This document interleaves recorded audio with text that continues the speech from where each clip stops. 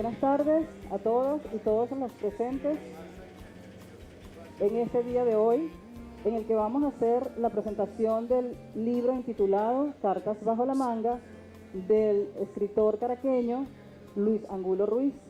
Nos acompaña también la periodista María Elcira Matute, quien nos va a ayudar a disertar sobre la temática del libro.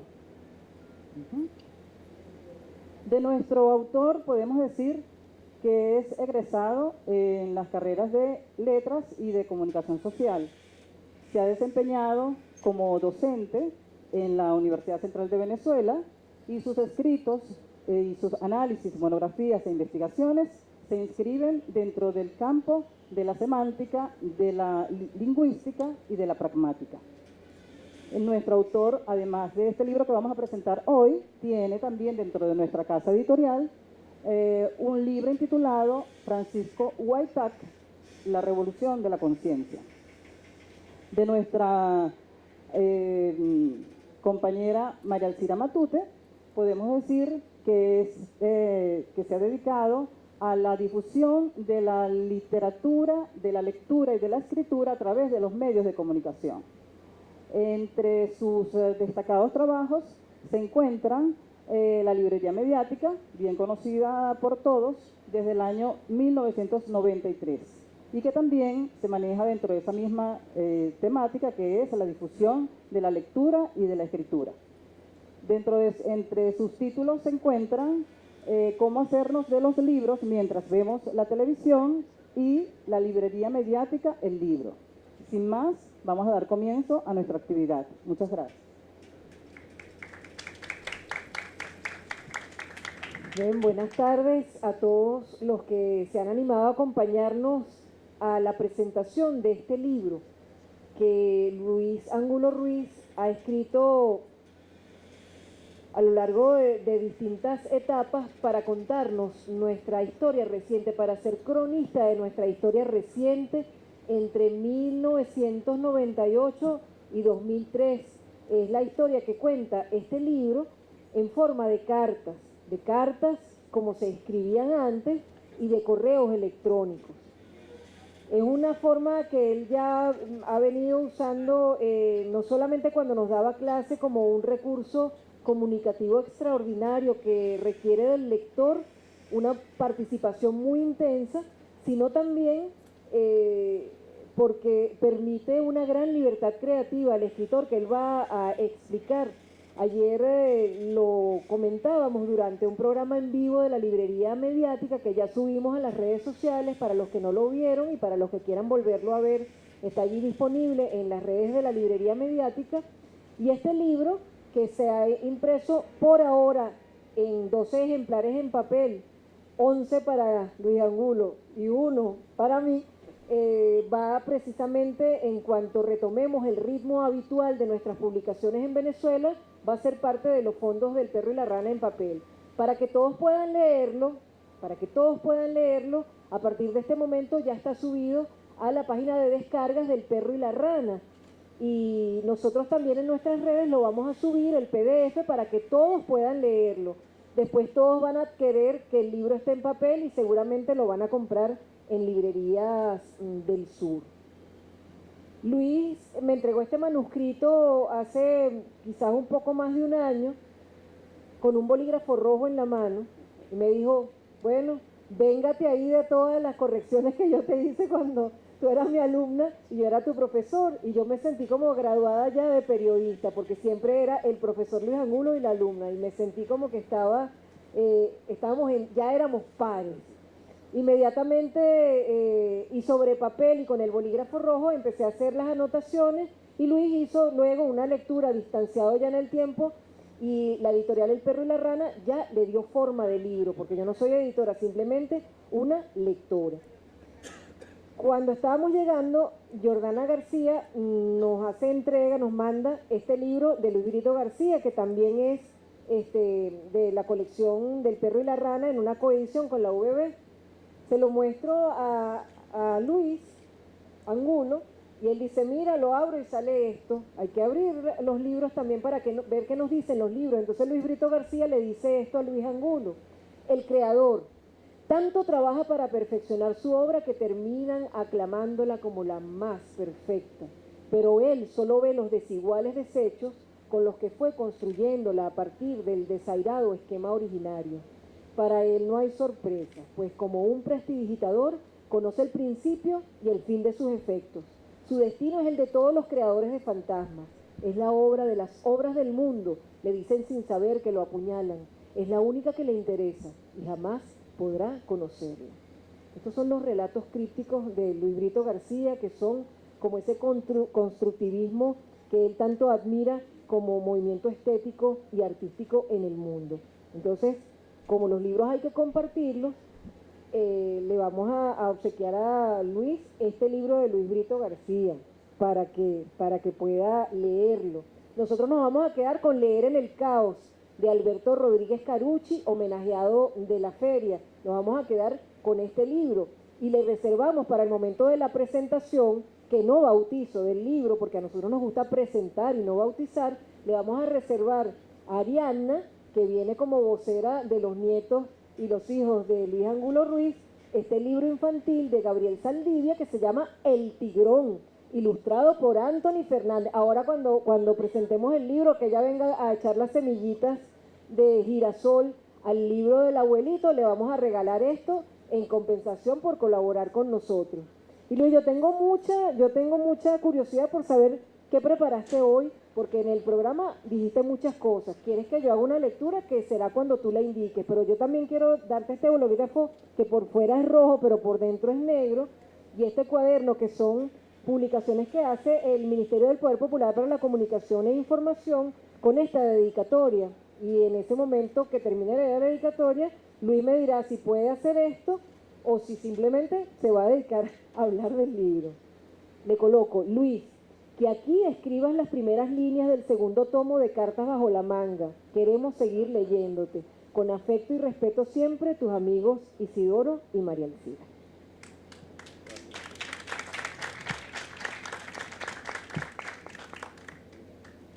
Gracias, María Elcira, por toda tu generosidad, ¿no? Realmente muy oportuna esa acotación que haces por escrito, porque efectivamente este libro termina abierto, no tiene un final cerrado, es abierto. Termina el año 2003 y no hay nada conclusivo, como la vida. La vida está abierta siempre a otras posibilidades, de manera de que sí hay la posibilidad de escribir un segundo tomo, ¿no? De una segunda historia, que sería importante que alguien también pudiera retomar, no necesariamente yo, ¿no? Sí, realmente quiero agradecer en primer lugar a María Elcira todas sus palabras, su generosidad, y también quería hacer un comentario que me parece importante porque me conecta con un trabajo anterior. Aquí en esta sala están presentes varios personajes, narradores del libro anterior, Francisco Huitac, La Revolución de la Conciencia. Personajes reales, no de ficción como ocurre en este libro, que vivieron la experiencia de Francisco Huitac en los años 70, en los años 60, el llamado cura guerrillero, el cura obrero, que fue expulsado por Caldera, que regresó con la guerrilla y fue vuelto a expulsar por Carlos Andrés posteriormente. No me voy a extender mucho, es como cuando uno hace en las librerías ese acto, que hojea los libros y se da cuenta de qué se trata, por lo menos, a qué género pertenece ese libro. Y vamos a empezar por allí. Esto, aunque cuenta historias ficticias, está ubicado en la historia real, en la historia nuestra, venezolana, entre 1998 y 2003. Todos los eventos políticos, sociales, que ocurrieron y que todos nosotros conocemos, porque los vivimos también de una manera u otra forma. Además de esa historia verdadera venezolana, están las historias de los personajes, las distintas historias de los personajes. Ellos se mueven en su propio ámbito personal. De manera de que esta descripción nos hace pensar ya que esta es una obra narrativa, es una novela realmente. Aunque, como decía María Alcira, tiene formas extrañas. Esa presencia del correo electrónico, de las cartas y de otros géneros de los que hablaremos después. Géneros discursivos, quiero decir, pero también géneros literarios. Es una novela que como novela narra, que como novela cuenta y que como novela necesariamente tiene que tener narrador. Y aquí quiero hacer una mínima reflexión entre la diferencia entre el narrador y el autor. Es importante porque a veces nosotros sin querer asumimos la identidad de narrador y autor.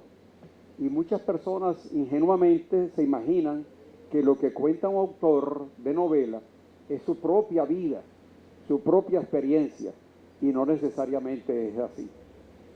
El autor de novelas, de cuentos, de narrativa en general, lo primero que tiene que hacer es lo mismo que hace el actor de cine, de teatro: perder su propia identidad, eliminar su propia identidad y desdoblarse en otras identidades, asumir otras identidades.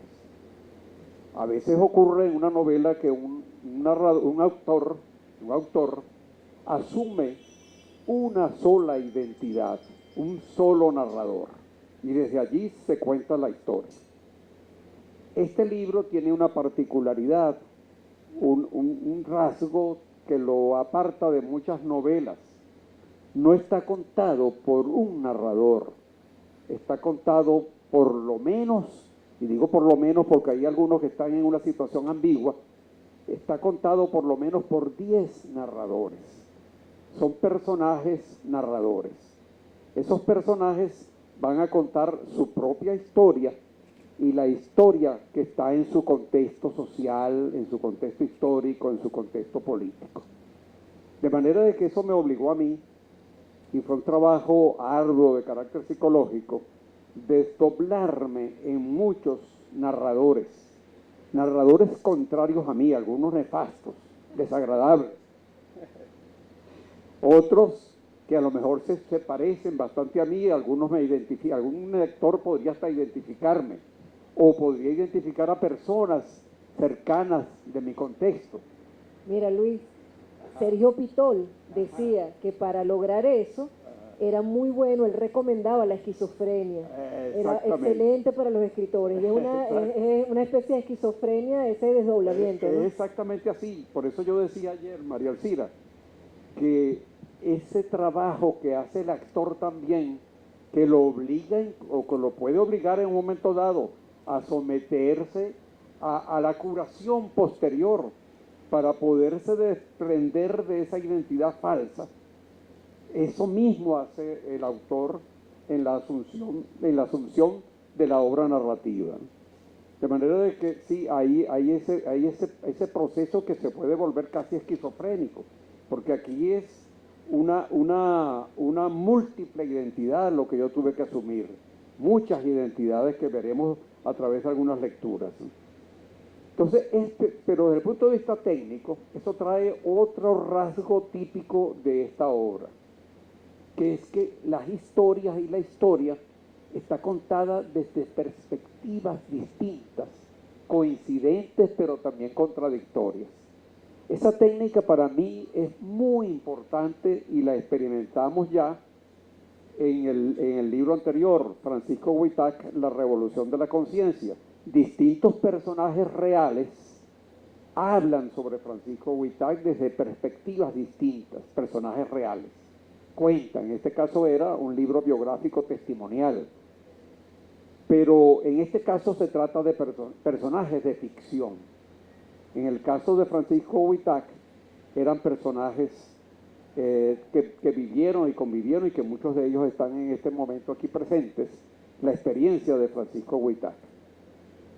Eso es muy importante para mí, porque yo creo que la novela debe tener como propósito la indagación, la exploración, la búsqueda de concreción sobre la realidad, sin ir con actitudes dogmáticas, ir abierto a la apertura total de ver las contradicciones para que sea el lector el que a través de un trabajo de construcción posterior, un trabajo de síntesis, podríamos decir, saque sus propias conclusiones y diga qué es la realidad, cuál es la realidad, pero a través de un trabajo de tipo personal, ya más exigente, ¿no?, de reflexión. Esta técnica la empecé a trabajar yo incluso con estudiantes en la Escuela de Comunicación Social, eran estudiantes de Comunicación Social, de periodismo, y en un taller de redacción trabajábamos esa técnica porque para mí era muy importante la conexión entre literatura y periodismo, pero al mismo tiempo la utilización de recursos que, viniendo de la literatura, pudieran hacer exploraciones sobre la realidad. Esa técnica no me pertenece a mí, es una técnica culturalmente que atraviesa el tiempo y que en un momento dado podemos identificar una especie de origen en un autor estadounidense que se llama Henry James, hermano del famoso filósofo William James, que fue un gran narrador. Henry James tiene una novela muy famosa que se llama Otra vuelta de tuerca. Henry James utilizaba esa técnica y la llamó una construcción narrativa perspectivística, porque las historias están contadas desde perspectivas distintas. Y él decía con una metáfora, o expresaba en una metáfora lo que para él era teóricamente la narración. Él decía, la casa de la narración es una construcción, una estructura arquitectónica de muchas ventanas, con formas distintas, formas geométricas distintas y colocadas en distintos lugares. Y en cada ventana puede haber un narrador observando la realidad. Eso produce al final un conjunto de miradas, un conjunto de conclusiones, de percepciones sobre la realidad que parecieran ser contradictorias y disonantes, y son contradictorias y disonantes, y eso es lo que se le ofrece al lector, la visión perspectivística. Esta es una característica de este libro. Otra característica de este libro, utilizando ahora un término que se puso de moda después de que un filósofo del lenguaje ruso, soviético, porque estaba escribiendo en la época de la Unión Soviética, que se llama Mikhail Bakhtin, lo utilizara como técnica de análisis literario en la obra de Fyodor Dostoyevsky. Él hablaba de que en la obra de Dostoyevsky los personajes, los narradores, se entrecruzan, se sobreponen, se vinculan y generan una conexión en el discurso que podría llamarse polifónica, como en la música. Son muchas voces sonando al mismo tiempo, pero con sus propias notas, su propio lenguaje. Eso también ocurre en este libro. Hay muchas voces, muchos lenguajes, muchos puntos de vista que se sobreponen en esa polifonía. Entonces, estas dos características a mí me parecen importantes señalarlas porque de alguna manera nos dan una idea de qué libro estamos hablando. Por otro lado, también es importante, algo que ya decía María Alcira, es el conjunto de discursos que se presentan aquí, lo que podríamos llamar géneros discursivos. Todos nosotros empleamos todos los días distintos géneros discursivos. Narramos, discutimos, dialogamos, escribimos cartas, etcétera, etcétera, etcétera. Hacemos chistes, esos son géneros discursivos. Este libro pretende hacer una especie de fiesta con géneros discursivos. Aquí vamos a encontrar lo que muy claramente explicaba María Alcira, la epístola, la carta, pero también los correos electrónicos. Vamos a encontrar también crónicas, historias de vida, esa técnica sociológica de recopilar información a través de la historia de una vida. Vamos a encontrar una historia de vida aquí larga, que es de un personaje que para mí es uno de los personajes más importantes del libro. Se llama Juan de Dios. También vamos a encontrar homilías católicas de curas que predican, varias homilías católicas y algunas contradictorias que chocan en el libro. Vamos a encontrar confesiones religiosas, alguien que se confiesa con un cura. Vamos a encontrar cuentos literarios, y pare de contar, suficiente. Hay una variedad de formas discursivas en el libro. Ese es en líneas generales el libro. Es importante señalar el argumento para darnos una idea. 1998, el advenimiento del presidente Hugo Chávez Frías como candidato presidencial, después como presidente electo y después todo el proceso histórico que conocemos hasta 2003. Golpe de Estado, golpe petrolero, cómo se logra superar el golpe de Estado, el golpe petrolero, y se cierra el libro en el 2003. Por eso decíamos que las puertas están abiertas para seguir escribiendo sobre el tema, ¿no? ¿Qué se agrega a esta historia? La historia de los personajes, lo que cuentan los personajes de sí mismos. Allí se va a hablar de muchas cosas: problemas conyugales, la pederastia eclesiástica de curas, los conflictos que tienen algunos personajes entre sí, el odio social que ya estaba incubándose fuertemente en esos años.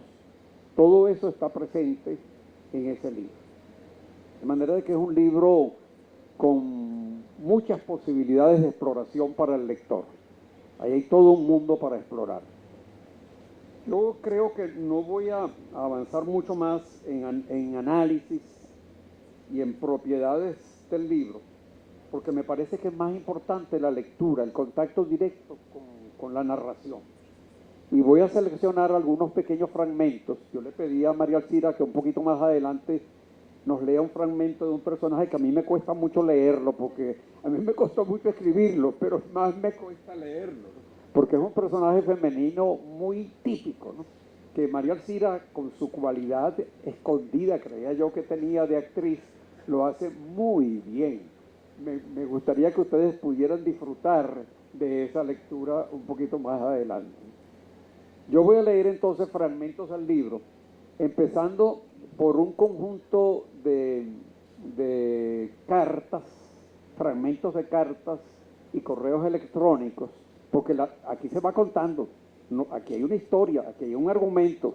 Lo que pasa es que no está presentado con la visión tradicional de la novela de un narrador, sino que la historia se va construyendo, por cierto, de una manera muy rigurosamente cronológica en el desarrollo de esos discursos, con una excepción de un personaje que ya mencioné, que para mí es uno de los más importantes, que se llama Juan de Dios. Y antes de que empieces con las lecturas, quería decirle a usted que, por supuesto, al escuchar a Luis y al saber quién es Luis, todos van a estar pendientes de querer leer la novela, y además a partir de hoy ya la pueden leer porque la pueden descargar en PDF gratuitamente. Esto es parte de un proyecto que sale desde la Filben y que viene desde el año pasado, lo que yo voy a decir, y que es el Foro Permanente de Educación Crítica sobre Medios de Comunicación. Esto que vamos a compartir completo en las redes sociales es parte también de un programa de la Librería Mediática en el que convocamos a los lectores de Cartas bajo la manga de Luis Ángulo Ruiz, de la novela Reyes y Dinosaurios de José Negrón Valera, también de descarga gratuita, del libro Maraña de Luis Brito García, del libro de Vladimir Acosta sobre la sociedad estadounidense que publica Editorial Galac y del trabajo que ha venido desarrollando Miguel Ángel Pérez Pirela, los lectores y los usuarios de los programas y de estos libros van a poder compartir sin cámara, sin nada, a puerta cerrada, todos juntos, acerca de todo lo que estos libros nos vayan aportando como lectores en febrero de 2018, en las librerías del sur de acá del Teresa Carreño. Entonces, el proyecto de lectura no solamente va a ser para el disfrute, sino también para el aporte de todos, para que todos aprendamos a comprender más también los mensajes de los medios y los mensajes que nosotros mismos comunicamos, de dónde vienen y por qué son. Y quería agregar dos cosas antes de que Luis comience las lecturas de Cartas bajo la manga seleccionadas. La dedicatoria, yo me siento muy orgullosa, y de los epígrafes están seleccionados maravillosamente bien. A quienes defienden y practican la utopía de un ser humano cada vez mejor, para Celeste. Y cuando dice para Celeste, dice para todos sus hijos, para sus nietos, es decir, que también es para Arianna y para todos sus nietos. Rafael, revolucionario desde la trinchera de Paulo Freire. María Elcira Matute, quien revisó con esmero y eficacia los originales de este libro. Esto para mí es muy, muy importante. Y por eso cuando me dijeron con qué lo íbamos a presentar, me dijeron pétalos de rosa, y yo no. Maíz, no, ya José Negrón hizo toda una historia con el cuento del maíz. ¿Saben por qué yo elegí, me tomé el atrevimiento de no preguntarle a Luis, sino elegir la semilla de girasol? Porque la carrera de Luis Angulo como maestro, como profesor, es como una semilla de girasol. Si usted quiere, la deja así y no pasa nada. Si usted quiere, la abre y de una vez se la come y es sabrosa, lo va a nutrir. Si usted quiere, la siembra y esperando un tiempo va a surgir un girasol muy hermoso. Cuando yo estudiaba comunicación social no entendía muchas cosas. Sí entendí académicamente lo que Luis nos quería explicar, pero fue ahora en la Revolución Bolivariana que ese girasol del que Luis nos había dado la semilla a muchos, en unos no germinó, peor para ellos, pero en otros germinó muy fuertemente. Así que Venezuela tiene que agradecerle a Luis Angulo y a profesores como Luis Angulo, que son los más, todo lo que dan desde esa cotidianidad del aula a Venezuela, a nuestra América, al mundo. Así que por eso fue la elección de la semilla de girasol. Gracias, María Elcira.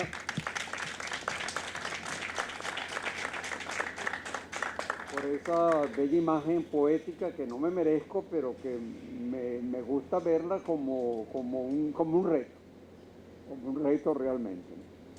Quería leer, ya que tú fuiste a las dedicatorias, un epígrafe, hay varios epígrafes aquí en las primeras páginas.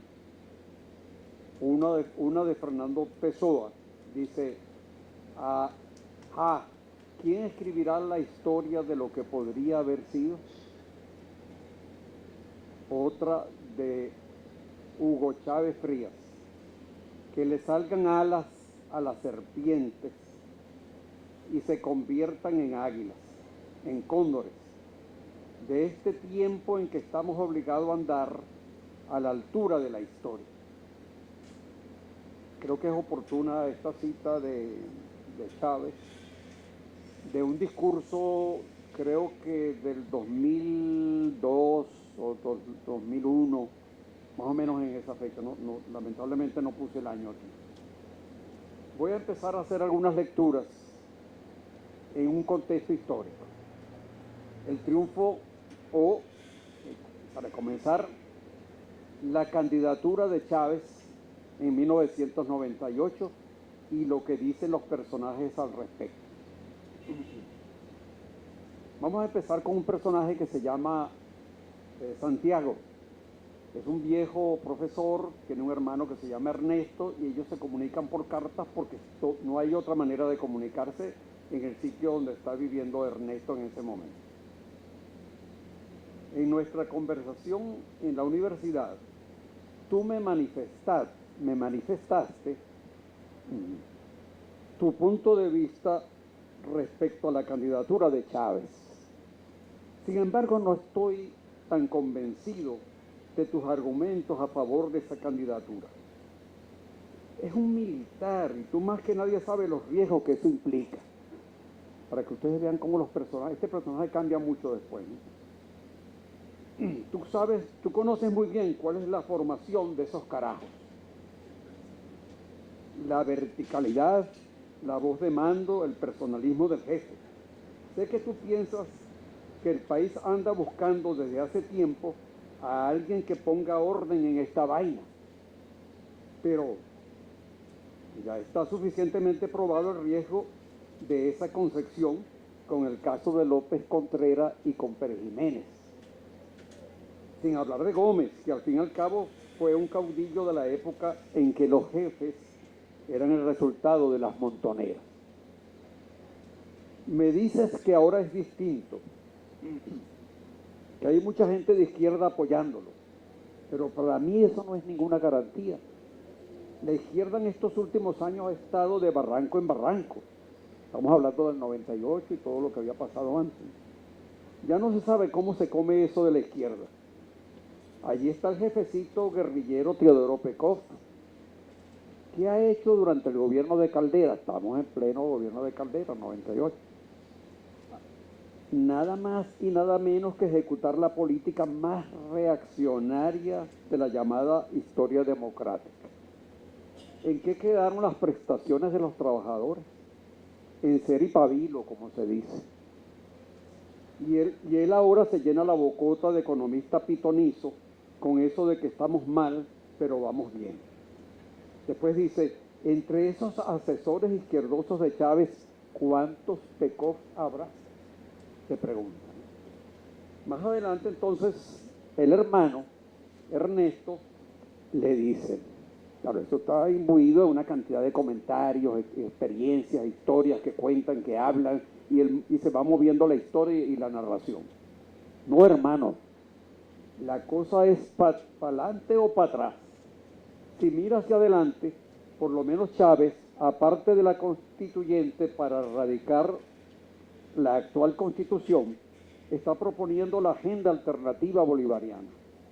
Échele una miradita a ese documento, Santiago.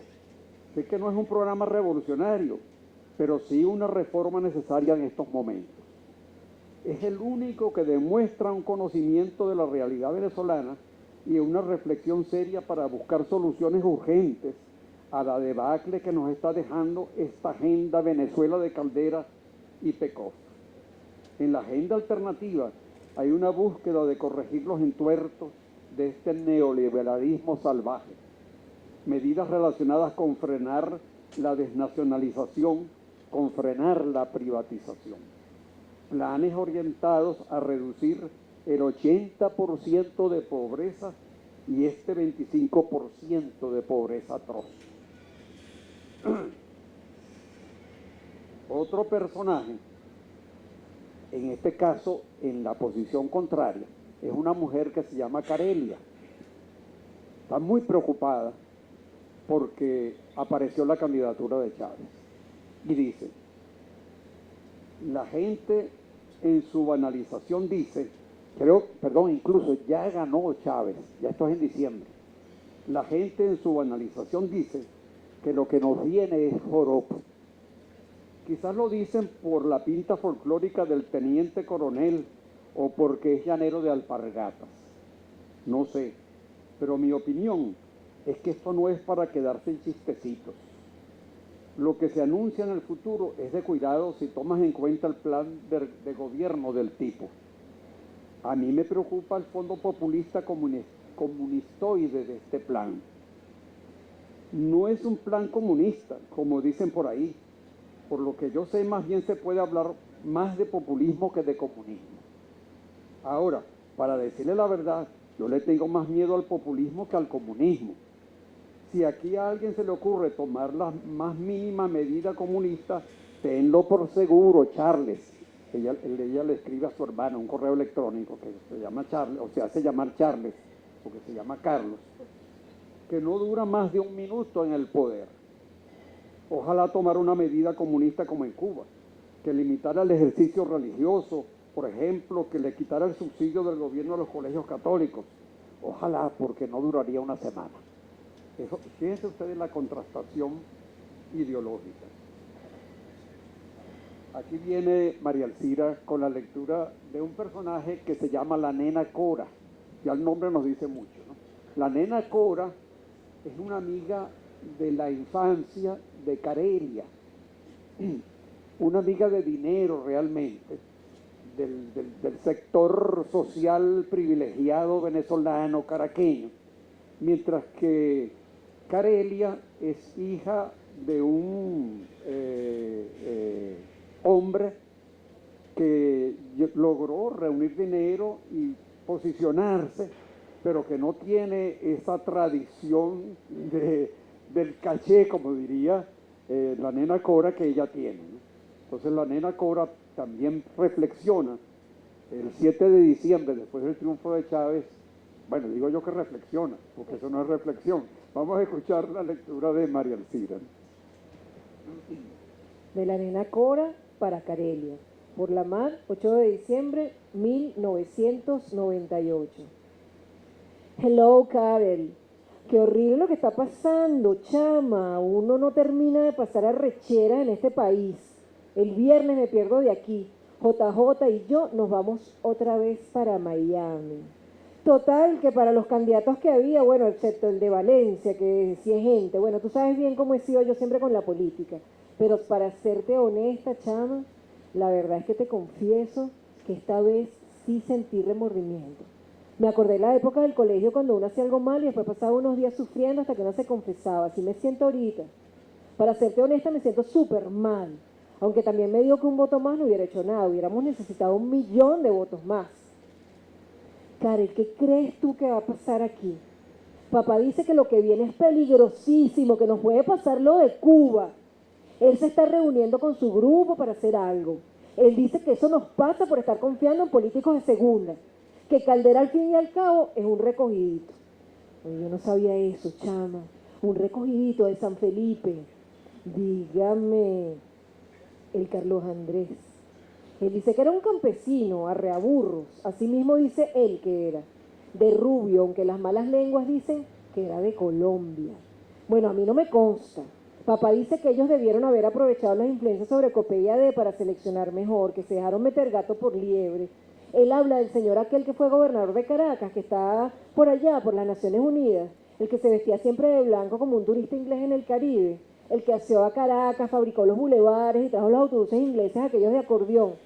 Ay, bueno, chama, no me acuerdo, yo estaba demasiado chiquita, casi una bebé. Ay, ya me acordé, Diego Arria.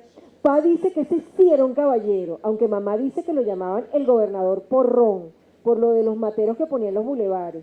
Ojalá los gobiernos de ahora pusieran aunque sea porrones, chama. Bueno, chama, me despido porque hoy JJ se va para Caracas y lo voy a llevar al aeropuerto. Yo regreso el viernes y el lunes nos vamos para Miami. Un besote y saludos a George y a Mimi. Nena. Realmente una actriz, cuando te canses de la librería mediática, tienes trabajo. No sé si Isidoro va a estar de acuerdo. Bien, vamos a pasar a un personaje muy distinto, ¿no? Vamos a hablar de un personaje que está en Mérida, que es el típico revolucionario radical teórico, dogmático, Martín Ovalles.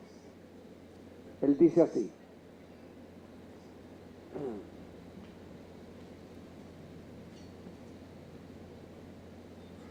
pero hablando de lo importante, esta es una carta que le escribe a uno de los hermanos, no, un correo electrónico que le escribe a Santiago. Estoy muy afectado por la situación del país. Aquí en Mérida seguimos, como sabes, con nuestro gobernador Adeco. No es que esté contento por eso, pero creo que es una situación realista.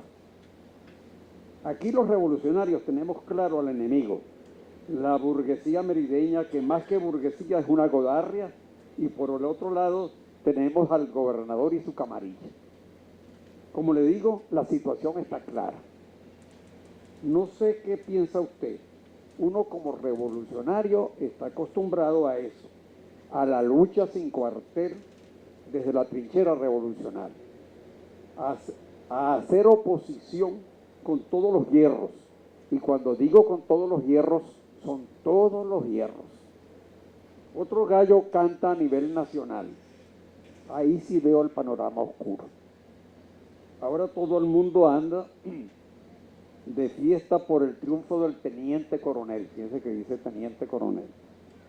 Para mí, en cambio, ese triunfo significa no sé cuántos pasos atrás, camarada.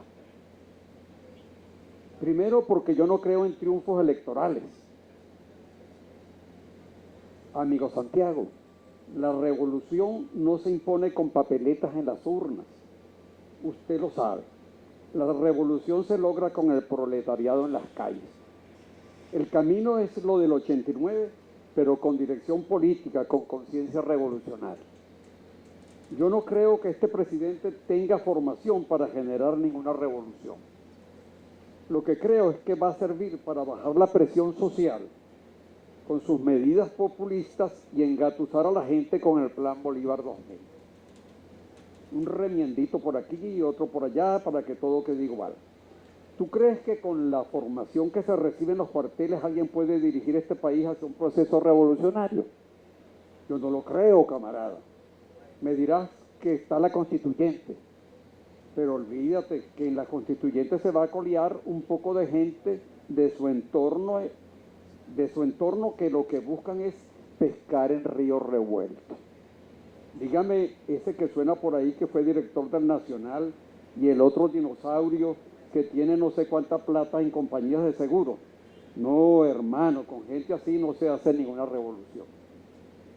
Esto es interesante porque esto puede generar mucha polémica y discusión incluso, ¿no? Ese es otro punto de vista que es totalmente, yo diría que es lo contrario, el extremo contrario de la nena Cora.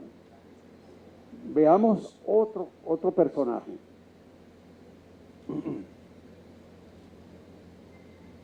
Este es Juan de Dios. Juan de Dios es un hombre ya frisando los 80, a quien Santiago le está haciendo entrevistas, grabándolo, porque lo descubrió como un personaje de mucha vivencia y de mucho conocimiento histórico, a pesar de que es un hombre de profunda extracción popular. Y entonces está con el propósito de hacer una historia de vida de Juan de Dios. Estos son grabaciones transcritas, supuestamente, esto es ficticio, por supuesto. Él dice, sí señor, el 2000 es ya, está hablando en 1999. Antes, cuando uno decía el año 2000, era una cosa así como que no era de este mundo, como si nadie podía llegar al 2000. Y fíjese, se puede decir que ya yo llegué al 2000. Vamos a ver si es verdad que se acaba el mundo, o si llegan los marcianos, o el anticristo. Así es la vida. Decían que todo iba a ser distinto, que todas las cosas ya van a cambiar. Bueno, la verdad es que han cambiado. Fíjense cómo ha cambiado la política. Ahora está el señor ese Chávez, y de los adecos y los copellanos no quedó ni el polvo. ¿Quién lo iba a pensar?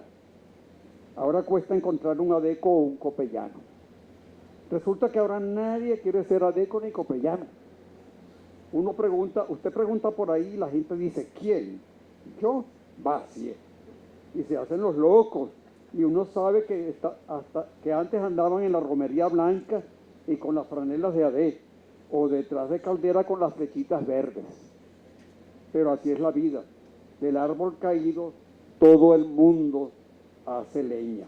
Si te vi, no me acuerdo. Así es la vaina, dice el viejo. Este viejo es muy importante en el libro porque es la mirada popular.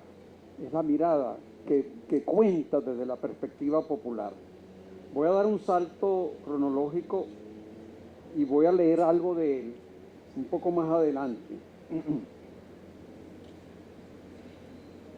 la página 226 del manuscrito. Estamos trabajando con el manuscrito.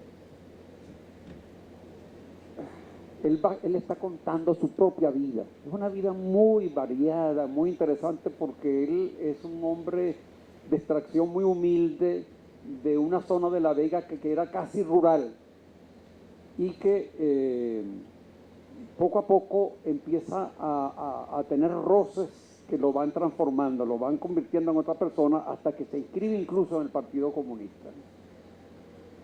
Entonces él está contando sus propias experiencias, pero también habla de la historia de Venezuela. Ahorita está hablando del gobierno de Leoni, y dice, después le tocó a Leoni. La gente pensaba, bueno, con este a lo mejor la cosa mejora, porque tiene pinta de ser buena gente. Se veía como un hombre tranquilo. Fíjense cómo las apariencias engañan. El hombre resultó igual, y según mi pensar, peor.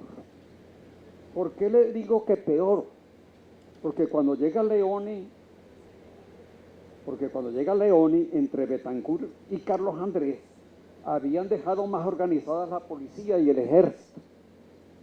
Ya los habían entrenado en Panamá con los gringos en las escuelas de las Américas.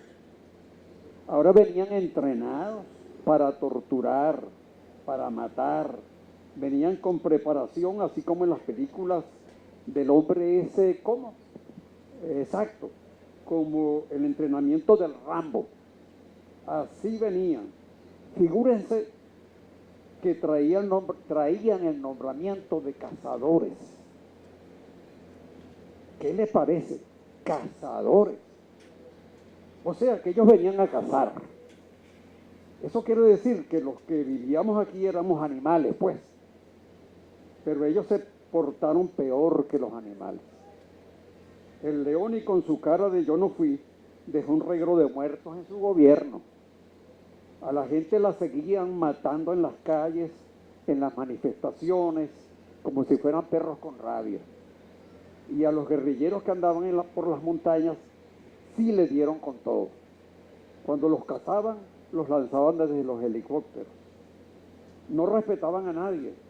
A los campesinos que sospechaban que les podían estar dando vituallas, provisiones pues, los agarraban y los torturaban y los lanzaban también después desde los helicópteros. Hasta los niños campesinos que ellos sospechaban que colaboraban con los guerrilleros, los eliminaban. A veces llegaban a una vivienda campesina y le daban un plazo de 2 días para mudarse. Eso para eliminar a la guerrilla toda clase de apoyo. Del gobierno de Carlos Andrés I, de CAF 1, él hace una reflexión sobre la bonanza económica, de la cantidad de divisas que entraron en el país en ese momento por el aumento del precio del petróleo. Y dice, entonces la gente empezó a ir a esos centros comerciales. Bueno, igual que ahora. Esa costumbre empezó más o menos en esos años. La gente cada vez que podía se iba para esos centros comerciales y pasaban horas caminando con la boca abierta, viendo en las vidrieras ese poco de cachivaches que los comerciantes ponían ahí. Televisores, aparatos de sonido, lavadoras, secadoras, aparaticos de todas clases. Usted los ve, porque eso sigue igual todavía, que pasan por el lado suyo así como si un mago los hubiera encantado. No, ni lo miran a usted. A veces son conocidos suyos, pero ni lo ven, ni se dan cuenta que usted pasó al lado de ellos. Solo ven las vidrieras de los negocios, los pantalones de moda, las camisas, las ropas de mujer. Dígame con los zapatos.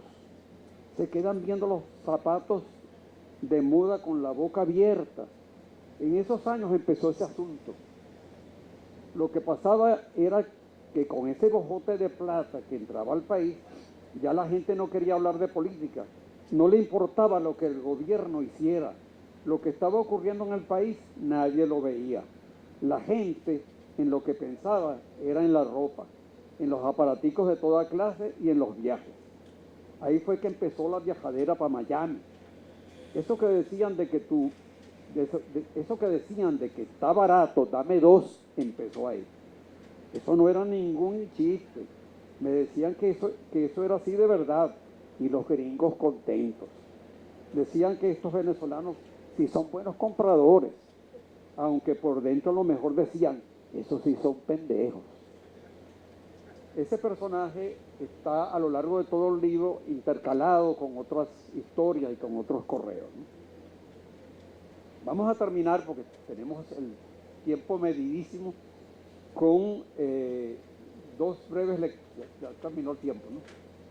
Okay. Tenemos dos breves lecturas, ¿no? Una sí, tenemos que saltarnos varias lecturas. Una que se refiere al título del libro. Bueno, esa es muy importante. Y una con la que quisiera cerrar. Vamos a ver si hay tiempo, ¿no? En la página 231, un personaje nuevo que no hemos mencionado hasta ahora, que se llama Lorena, que también es de la oposición, pero que manifiesta cierta inteligencia superior a la de la nena Cora. Dice, bueno, voy a sintetizarlo, no puedo leerlo todo, pero para poner el contexto y leer una parte más breve, ¿no? Ella dice que después del golpe de Estado, que fue un error, que los golpes son un error, que eso lo que hacen es fortalecer al gobierno, que el gobierno salió fortalecido y demuestra por qué. Lamentablemente no puedo leer eso, ¿no? Pero pues es largo. Pero voy a leer la tesis de ella. Al final ella dice, tú me dirás que todo eso es mentira y pura mentira. De acuerdo, demos el beneficio de la duda a nuestros militares del golpe. Digamos que como siempre los triunfadores escriben la historia a su modo y a su favor. De acuerdo, pero entonces más razón tengo para decir que del último golpe el más favorecido y reforzado fue el propio gobierno. No, amiga, esa no es la vía. Yo insisto en mi tesis. A esta gente hay que dejarla gobernar un tiempo. Hay que dejarla hacer y enredarles la vida con otras estrategias. Hay que hacer que se acostumbren al poder y se vuelvan prepotentes, que sean ineficientes, codiciosos y corruptos, que empiecen a robar como lo han hecho todos los gobiernos de nuestra insigne república, y entonces sí se volverán como la paja seca lista para el fuego. Antes no. Creo que fue a ti a quien le dije que hay que mantener esas cartas bajo la manga. Ahí está el concepto del título del libro. La ineficacia, la corrupción, la burocracia, la inseguridad, la impunidad. Con esas carticas bien resguardadas, el juego se facilita, amiga. Pero es verdad, para eso se necesita tiempo y tener paciencia. Y eso es lo que no parece entender la gente nuestra que dirige la estrategia de la oposición. Quiero terminar con la respuesta, vamos a decir, ideológica de Ernesto, que es el otro personaje. La respuesta a esto de Ernesto.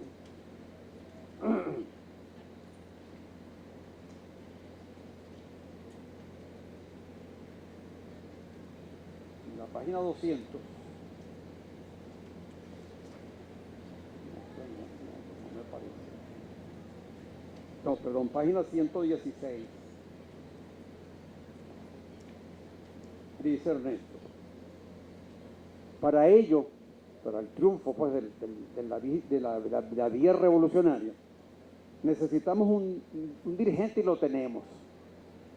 Si bien son indiscutibles todos los obstáculos generados por siglos de ideologización, el fenómeno Chávez produjo desde su primera intervención pública con el golpe de Estado del 92 y su famoso por ahora, fue algo así, para decirlo con una imagen campesina que tanto le gustan a usted como la primera lluvia de verano. Más adelante dice, cuando hago referencia al líder, lo que quiero es resaltar que solo con un liderazgo popular, verdaderamente popular, que asuma un rol pedagógico, pero no solo de palabra, sino también de práctica de vida, se puede ir convenciendo a la gente a mirar la realidad en la que está subsumida. Y creo que el presidente lo está haciendo con su discurso, con el lenguaje propio del pueblo y con su práctica cotidiana. Obviamente no basta con eso. En paralelo, hay que ir trabajando en dos direcciones. Ahí está la fórmula de Ernesto, ¿no? Dotar a la gente de herramientas para el análisis de la realidad, para la adquisición de instrumentos que le permitan entrar en el combate de las ideas, en la lucha ideológica, pero también herramientas prácticas, útiles en la cotidianidad, en la vida laboral, en la vida doméstica, en la vida del colectivo. Eso es lo que intentamos por estos lados con nuestro trabajo. Él está trabajando en esa dirección en un pueblo de Paria, de Sucre. Lamentablemente, pues no nos podemos extender mucho. Aquí tenemos que terminar y falta lo más importante, que quedará para febrero, que es la voz de ustedes, es el intercambio, es la comunicación, es el diálogo, pero lo posponemos con la sugerencia de... Para febrero. El encuentro de lectores. Y Leonel Ruiz tenía para Luis una sorpresa, que era entrar cantando al final de la presentación: hace rato que está lloviendo pueblo en Venezuela. Así que de Leonel, que está con gripe, le dejamos esa promesa a Luis para el encuentro de lectores. Invitamos a Celeste y a Ariadna que vengan a echar semillitas de girasol sobre el libro para dar por terminada esta presentación, ¿verdad, Luis?